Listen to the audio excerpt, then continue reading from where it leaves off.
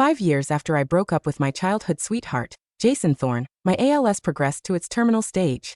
Since I can't receive any treatment for my disease at all, I decide to fly back to my hometown and wait for my death to come.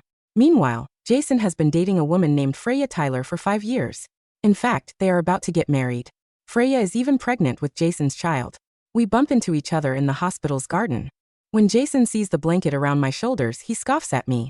"You're all ready this week, and yet you're here all alone. It seems that your doctor boyfriend isn't taking good care of you at all. Then again, you did cheat on me with that guy. It only makes sense that your new relationship won't end well at all." Freya smiles brightly at me. "That's enough, Jason. It's not like everyone is capable of taking care of me very well, just like you do. Our wedding will be held at the base of a snow mountain in Selvaria. You simply must attend our wedding, Ms. Moyer." As I gaze at Jason's cold and arrogant expression, I do my best to suppress my feelings of longing and guilt. Instead, I reply calmly, "No thank you. I'm not interested in my ex-boyfriend's life.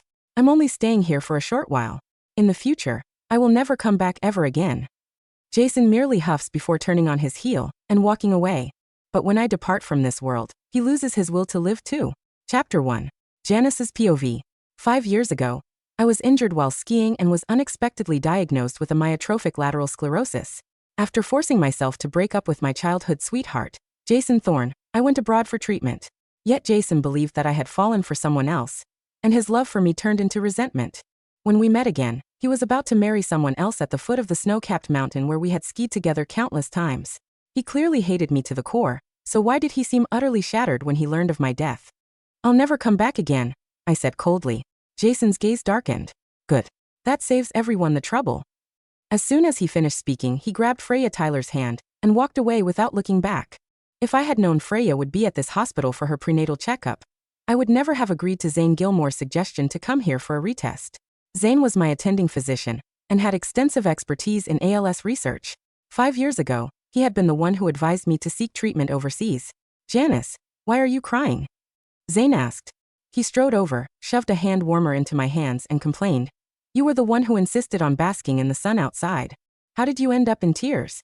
I curled my icy fingers, but I couldn't lift my hand to wipe away my tears, so Zane gently did it for me. That was how ALS progressed. It began with total weakness, led to muscle atrophy and the loss of self-care, and ended in a death devoid of dignity. Fine. I just used you as a shield again," I replied.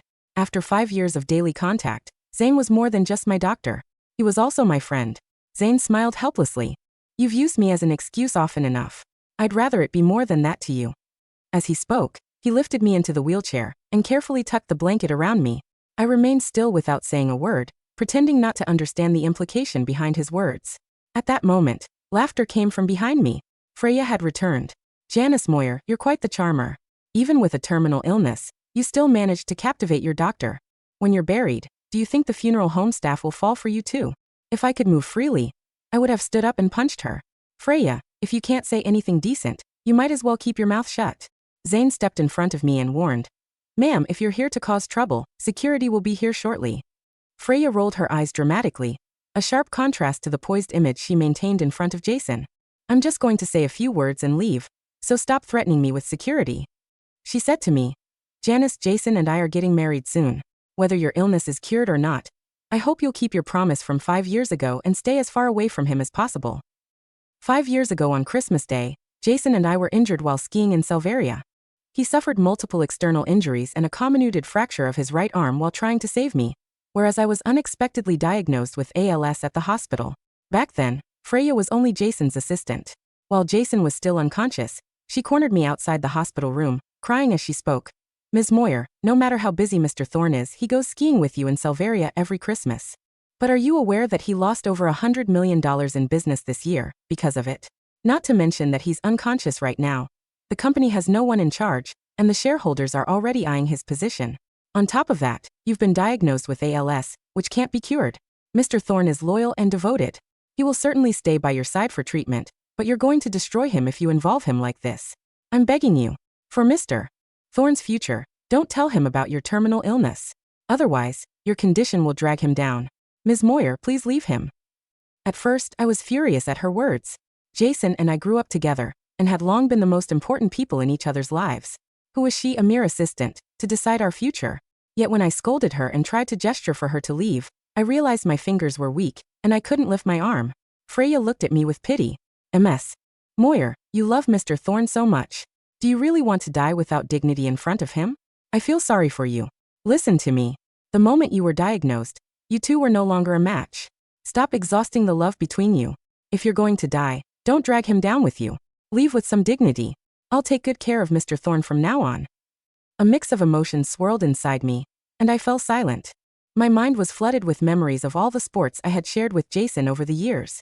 We had ridden horses and practiced archery on the plains of Malvern. We had also gone hiking and exploring through forests and streams. We shared a passion for sports and travel, living our lives in perfect sync. Yet I would never be able to do those things with him again. I felt myself plummeting into panic. I didn't know how to face the man I had once thought I would spend my whole life with. Someone as proud as I was couldn't bear to appear so pathetic in front of him. The best choice was to leave him. I thought I could harden my heart, but when I heard that Jason was awake, my resolve crumbled. I had to see for myself that he was all right, no matter the cost. Freya stopped me at the door of Jason's hospital room. Ms. Moyer, remember our agreement. This is no place for you. I later learned that Freya told Jason I grew cold, because I feared his injuries would cause lasting complications. By coincidence, Jason came to see me that day and ran into Zane, who was at my home persuading me to seek treatment abroad. Jason didn't give me a chance to explain. He glanced at me, then turned and walked away. Even after 5 years, the cold, hateful, and despairing look in his eyes remained vivid in my memory. But that was different now. When we met again, he had let go and moved on with his life. My thoughts returned to the present as Freya frowned and demanded my assurance. 5 years ago, she still bothered to mask her true self, but now, she had dropped the act entirely, bossing me around as if she were Mrs. Thorne. I smiled faintly and said calmly, "Your fearful expression is a far cry from the way you acted just moments ago." Freya's expression shifted instantly. She was clearly angered. "Don't worry. When I say that I'll never come back, I mean it," I said. Chapter 2. Janice's POV. The test results from the domestic hospital matched those from overseas. I had only 1 month left. I wasn't surprised by the outcome, but Zane looked at me with concern. "Janice, your condition. Are we really still going on the trip?" he asked. I didn't hesitate and gave a slight nod.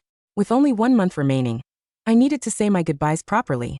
I took Zane to the hillside estate where Jason and I used to spend part of every holiday.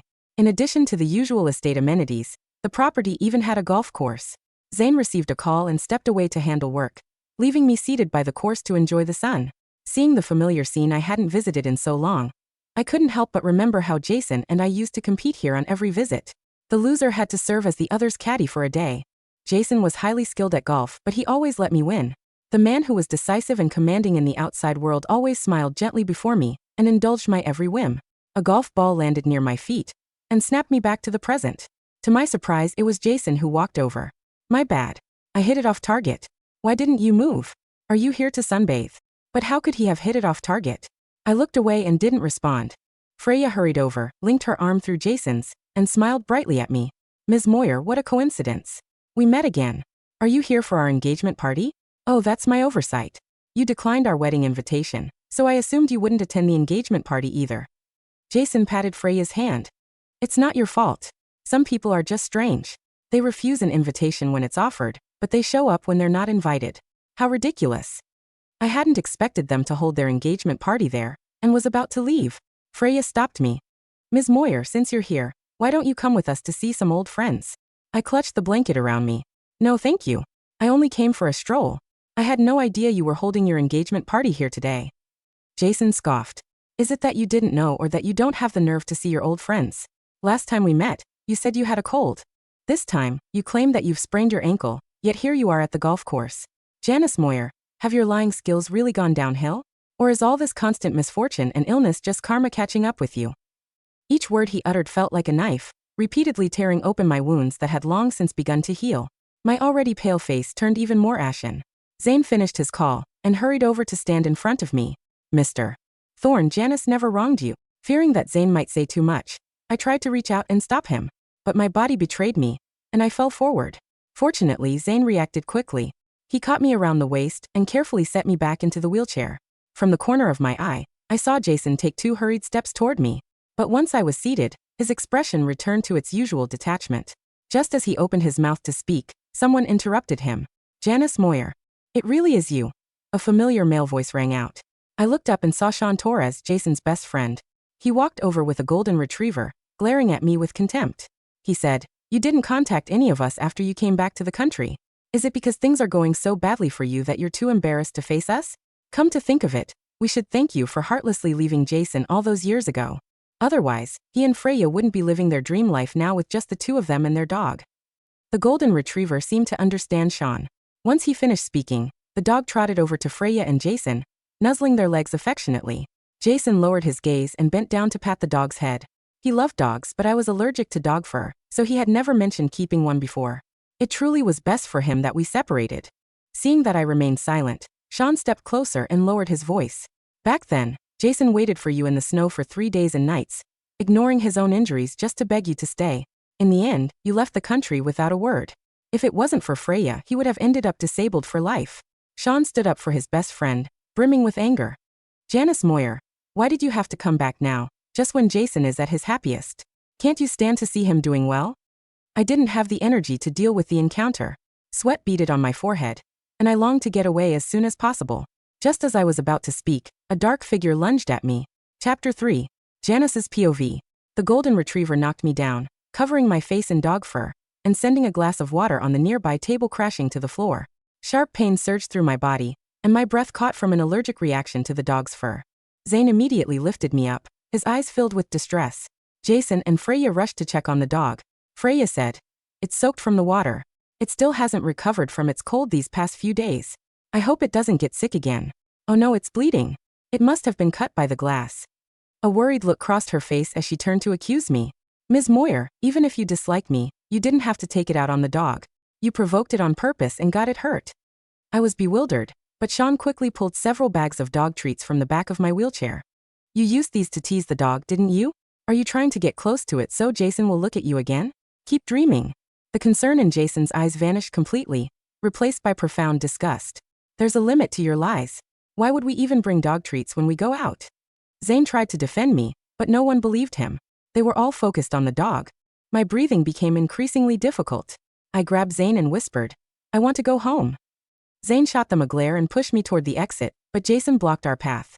He said arrogantly, "The dog was supposed to bring us the rings at the wedding, but now, it's injured because of you. To make up for it, why don't you deliver the rings for us instead, Janice?" Zane clenched his fists.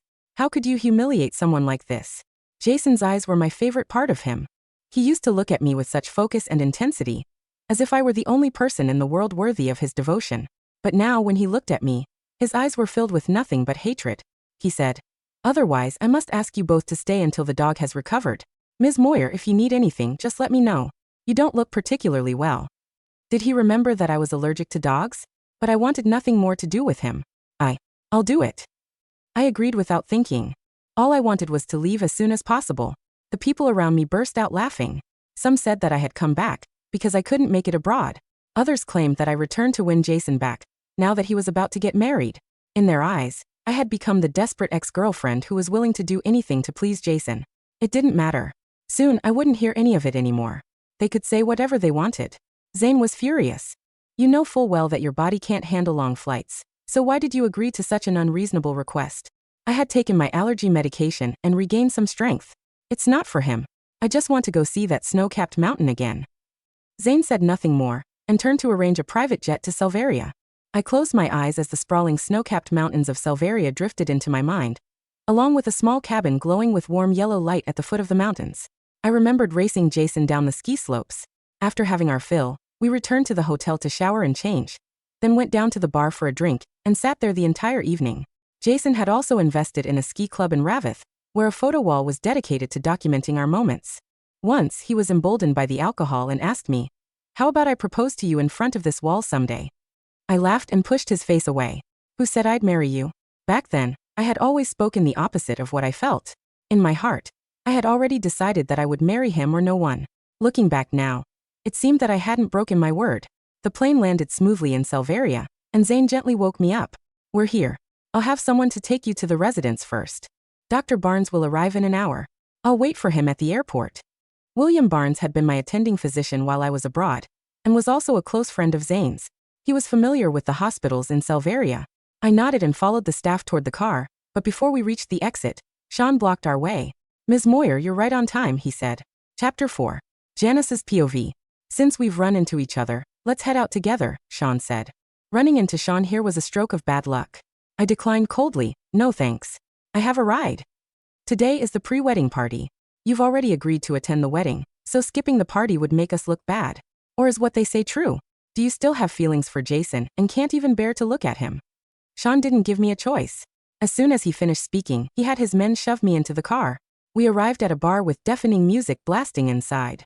The people dancing wildly in the private room turned to look at me in my wheelchair, and the room instantly fell silent. Someone asked, Freya, did you really invite a disabled person to your wedding? The room erupted in laughter. Freya gave the person a light and playful shove. Stop that. This is a good friend of Jason and mine. Ms. Moyer, let's play dice. From the moment I entered the bar, I felt pressure building inside me. My head spun as waves of nausea washed over me. Someone pushed me toward Freya. I looked back and saw Jason. He glanced at my legs, covered by the blanket.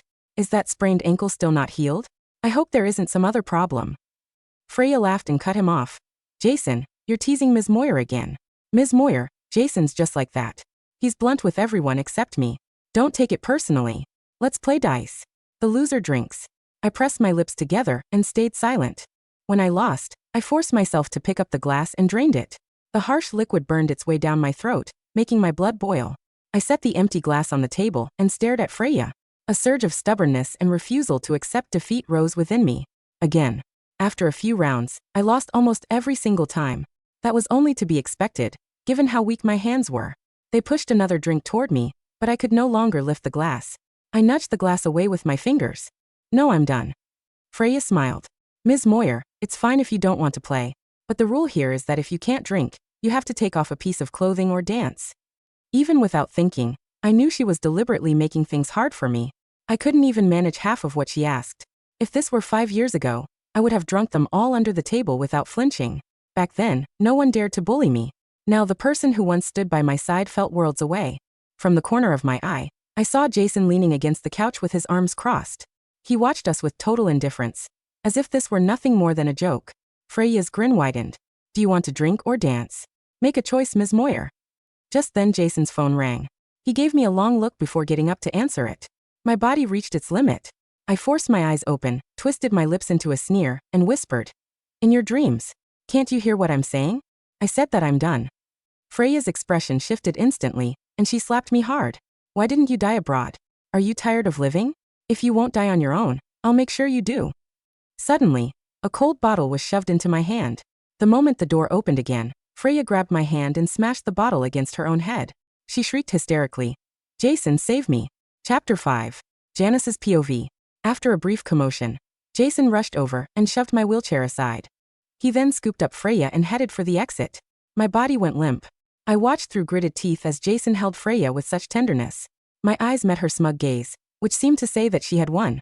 Jason didn't even spare me a glance. He judged me without asking for my side of the story, leaving me with no way to defend myself. Someone kicked me hard. I toppled to the ground, alcohol spilling as shards of glass scattered everywhere. It was a pathetic sight. Jason paused in his tracks.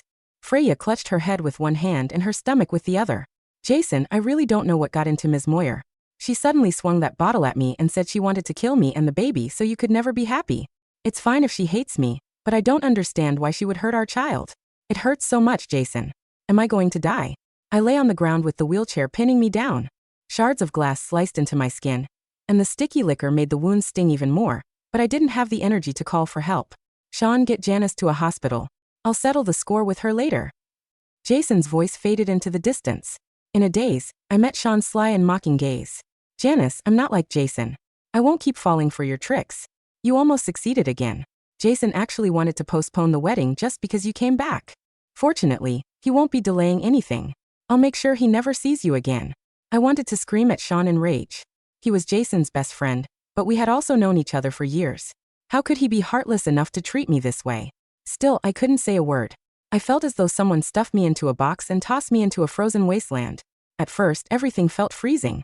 Then memories started flashing through my mind, coming and going in a blur. In the end, I returned to that bar, wrapped in warmth.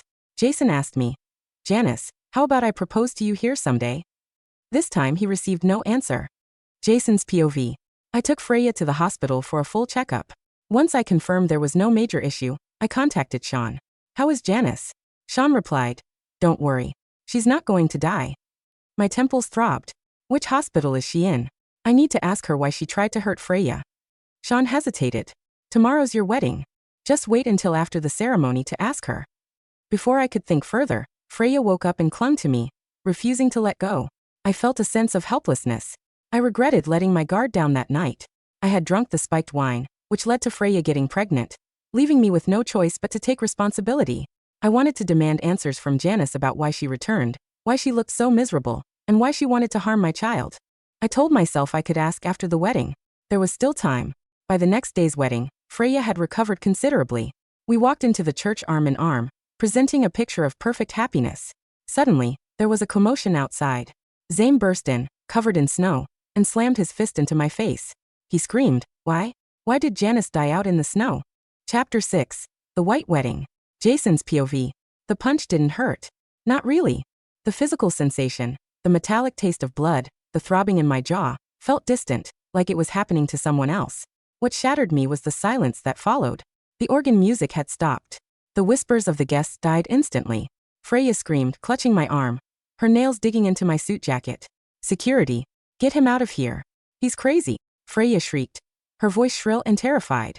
I stared at Zane Gilmore. His eyes were red, rimmed with dark circles, and he was shaking. Not with fear, but with a rage so pure it looked like madness. Snow melted off his coat, dripping onto the pristine marble floor of the church aisle.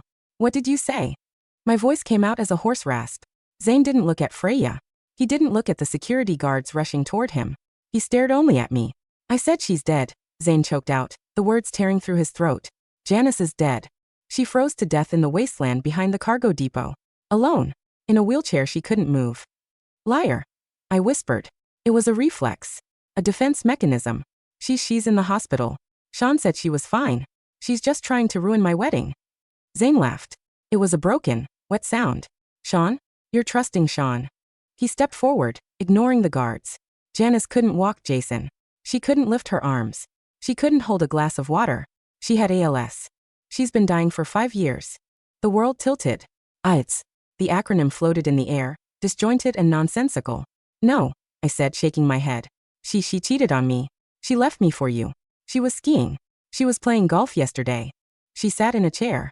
Zane roared, lunging at me again before the guards held him back.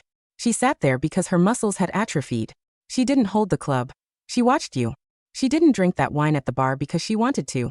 You people forced it down her throat when she couldn't even swallow properly. Freya tugged at me frantically. Jason, don't listen to him. He's obsessed with her. They're trying to trick you. Let's just finish the ceremony. Please, for the baby. But a cold dread had taken root in my stomach. It started as a small seed and exploded into a forest of ice. I looked at Sean. He was standing near the altar, his face the color of paper. He wasn't looking at me. He was staring at the floor, sweat beading on his forehead despite the chill in the church. Sean, I said. My voice was quiet, but it carried across the silent room. Where did you take her last night? Sean swallowed hard. I took her to the hospital. Like you said. Which hospital? The one downtown. St. Mary's. I checked St. Mary's this morning, Zane spat. She was never admitted. I found her an hour ago. The police are already on their way, Sean. They found tire tracks matching your car leading to the industrial dumping ground. Sean's knees buckled. He grabbed the pew for support. That was the moment the illusion broke. I pushed Freya's hand off my arm. Jason, she whimpered. Don't follow me, I said. I walked toward Zane. Take me to her. Jason. The wedding. Freya cried out, her voice turning hysterical. If you leave now, we are done. Do you hear me? I didn't turn back. I followed Zane out of the church, into the blinding white snow of Salveria. The cold air hit my face, but I couldn't feel it. I was already numb. Chapter 7. The Ice Sculpture. Jason's POV. The drive was silent. Zane drove with a reckless speed, his knuckles white on the steering wheel. She came back to say goodbye, Zane said suddenly, staring at the road. She didn't come to stop your wedding. She didn't come to get you back. She knew she had a month left. Maybe less. She just wanted to see the snow mountain one last time. She wanted to see you. I stared out the window at the passing pine trees. She never told me. She tried to save you, Zane replied bitterly. 5 years ago. She was diagnosed the day of the accident. She knew the prognosis. She knew she would become a burden. That you would throw away your company, your ambition, your life to take care of her. So she made you hate her. She thought hatred would make it easier for you to move on. Tears, hot and foreign, pricked my eyes. So she let me believe she was a cheater? She loved you more than her own dignity. Zane pulled the car over near a cordoned-off area behind an abandoned warehouse district. Police lights flashed blue and red against the snow. I got out. My legs felt like lead. A coroner's van was already there. 2 officers were standing near a snowbank. I walked past the police tape. They tried to stop me, but Zane flashed his ID and said something to the detective. They let me pass. And then I saw her. They hadn't put her in the bag yet. She was still sitting in the wheelchair, which had tipped over into a drift. She was wearing the thin dress from the party. Her skin was blue, translucent like ice. Her eyes were closed. Her eyelashes were frosted with snow. She looked small. So incredibly small. I fell to my knees in the snow. I reached out to touch her face. It was hard and cold. Stone cold. Janice. I whispered. I looked at her hands. The hands I had mocked for being lazy. They were curled, the fingers thin and wasted. Her wrists were bruised, dark, ugly marks where Sean had likely dragged her. I remembered the blanket she always wore. I had scoffed at it. I had told her she was weak. She was freezing. She was slowly losing control of her own body, trapping a brilliant mind inside a failing shell, and I had mocked her for it.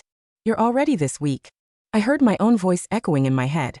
It seems your boyfriend isn't taking care of you. I screamed. It was a sound torn from the bottom of my soul. A primal howl of regret and agony that echoed off the mountains. I pulled her frozen body into my arms, rocking her back and forth. I'm sorry. I sobbed into her icy hair. I'm sorry, I didn't know. I didn't know. Janice, please wake up. Put on a mask, lie to me, tell me you hate me, just wake up. But she remained still. The girl who had raced me down these mountains, the girl who had laughed when I missed a shot, the girl who had promised to be my family. She was gone. And I had helped kill her. Chapter 8. The Interrogation. Jason's POV. I didn't return to the wedding. I went to the police station. Sean was in the interrogation room. I watched him through the one-way glass. He was weeping, his head in his hands. I didn't feel anger. Anger is hot. What I felt was absolute zero. I walked into the room. The detective tried to stop me, but I shoved past him. I slammed my hands on the metal table. Sean jumped, looking up at me with terror. Jason, listen, I didn't mean for her to die. I wanted to scare her. She was ruining everything for you. You put a paralyzed woman in the snow in the middle of the night. I said, my voice dangerously calm. You took her wheelchair, you drove her to nowhere, and you dumped her. I thought she could call a taxi. I didn't know she couldn't move her hands to use a phone. Sean blubbered. Freya said Janice was faking it. She said Janice was just seeking attention. My head snapped up. Freya? Sean nodded frantically, eager to shift the blame. Yes. Last night, at the bar. Freya told me to get rid of her. She said, throw that cripple out so she can't ruin tomorrow. She winked at me, Jason. She knew. She told me to do it. I turned and walked out of the room. Jason, help me. Sean screamed behind me. I hoped he rotted in that cell. My next stop was the hospital. Not to see Janice. Zane was preparing her for transport back home. But to see Freya. She was in a VIP suite, crying to her mother on the phone. When I walked in, she hung up and wiped her eyes, putting on that fragile, pitiful expression. Jason, thank God. Where have you been? The guests, it's a disaster. But we can reschedule. Are you okay? Did that crazy doctor hurt you? I stood at the foot of her bed. There is no baby, is there? Freya froze. What? Of course there is. How can you say that? I spoke to the doctor on my way in. I lied. I hadn't, but I needed to see her reaction. He said your HCG levels are 0. You were never pregnant. Freya's face crumbled. The panic was real this time. Jason, listen, I wanted to be. We were trying. I was afraid you wouldn't marry me if I wasn't. I did it because I love you. And the assault? I stepped closer. The bottle? Freya scrambled back against the headboard. She attacked me. You saw it. I saw a woman who couldn't lift a glass of water suddenly swing a heavy champagne bottle. I laughed darkly. I pulled the security footage from the bar, Freya. Another lie. But Freya wasn't smart enough to call my bluff. She broke. I had to. She was going to take you away. She came back looking so pitiful, and you couldn't take your eyes off her. Even when you were insulting her, you were looking at her. I had to make you hate her. She grabbed my hand, her tears ruining her makeup. Jason, she was dying anyway. She was a corpse walking. I saved you from her. I'm the one who stayed by your side for 5 years. I'm the one who helped you run the company. I pulled my hand away as if she were acid. You didn't stay by my side, I said. You intercepted her messages. You lied about her reasons for leaving. You poisoned my mind against the only woman I ever loved. And then you orchestrated her murder. Murder. Freya shrieked. I didn't touch her. You told Sean to dump her. You are an accessory to manslaughter. And I will spend every penny I have to make sure you go to prison right alongside him. I turned to leave. Jason, you can't do this. I'm your wife. Well, almost. I stopped at the door. You are nothing. You are a footnote in a tragedy. Chapter 9, The Diary. Jason's POV. 3 days later, Zane gave me her things. It was a small box. Inside was an old phone, a scarf I had bought her 10 years ago, and a leather-bound journal. I sat in the living room of the cabin at the foot of the mountain. The one I had bought for us, hoping one day she'd come back, before I let hate consume me. I opened the journal.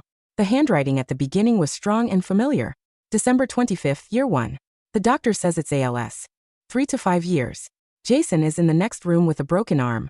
If I tell him, he'll give up everything. He'll become my nurse. He'll watch me wither away and rot. I can't let him remember me like that. I want him to remember me as the girl who skied faster than him. I have to break his heart to save his future. January 10th, year 1. I told him I loved someone else. The look in his eyes. It killed me faster than the disease ever will. I'm sorry, Jason. I love you. I love you. The handwriting began to deteriorate as the pages turned. By the 3rd year, the letters were shaky, barely legible scrawls. Year 3. My hands are failing. Zane has to write this for me mostly. I saw Jason in a magazine today. He looks successful. Stern. He doesn't smile in photos anymore. Freya is with him. She looks happy. Good. At least someone is taking care of him. Year 5. I'm dying. I can feel it. My lungs are heavy. Zane says I shouldn't go back, but I have to see the mountain. I have to see him. Just one look. I won't speak to him. I just want to see him living well. Then I can go. The last entry was dated the day before she died. It was just a smudge of ink, a frantic, jagged line, and 3 words written by Zane's hand, dictated by her. He looks happy. I can go now. I closed the book. I hadn't been happy. I had been hollow. And she died thinking I was happy with the woman who killed her. I walked to the window. The snow was falling again. It covered the tracks, covered the blood, covered the world in a blanket of white silence. I poured a glass of whiskey. I couldn't drink it. I smashed the glass against the wall. Why didn't you tell me? I screamed at the empty room. Why didn't you trust me? But I knew why. Because she was selfless. And I was a fool who believed the worst of her, because it was easier than fighting for her. Chapter 10, Retribution. Jason's POV. The funeral was small. Zane, myself, and a few of our old childhood friends who had cut ties with me years ago because of how I treated Janice. They didn't speak to me. They stood around her grave, forming a wall of grief that I wasn't allowed to breach. I stood in the back. I deserved to be in the back. After the funeral, I went to work. Not to build, but to destroy. I handed over all the evidence to the prosecutor. The video footage from the bar, the text messages Freya hadn't deleted, the GPS data from Sean's car. Freya's family tried to intervene. They threatened to pull capital from my company. Do it. I told her father. Bankrupt me. I don't care. I liquidated my assets. I used the money to hire the most vicious prosecutors in the country. I funded a private investigation that dug up every dirty secret Sean and Freya had. Freya was charged with conspiracy to commit kidnapping and involuntary manslaughter. Sean was charged with manslaughter and kidnapping. The trial was a media circus. I testified. I told the world how I had abandoned my dying ex-girlfriend. I didn't spare myself. I wanted the world to know that I was the villain too. Freya screamed at me in the courtroom when the guilty verdict was read. I did it for you. You did it for yourself, I said quietly. She got 15 years. Sean got 12. It wasn't enough. It would never be enough. Chapter 11. The Long Winter. Jason's POV. 6 months passed. I sold the company. I sold the penthouse in the city. I moved permanently to the cabin in Salvaria. I stopped shaving. I stopped eating regular meals. I spent my days sitting by the fireplace, staring at the photo wall. Photos of us. Janice and me. Skiing. Hiking. Laughing. Her smile in the photos was so bright it hurt to look at. Every night, I dreamed of her. In the dream, I was back in the hospital garden. She was sitting in the wheelchair. You're all ready this week, Dream Jason would say. No, stop. Real Jason would scream from the sidelines. Hold her. She's cold. Hold her. But the dream never changed. I would walk away, and she would freeze.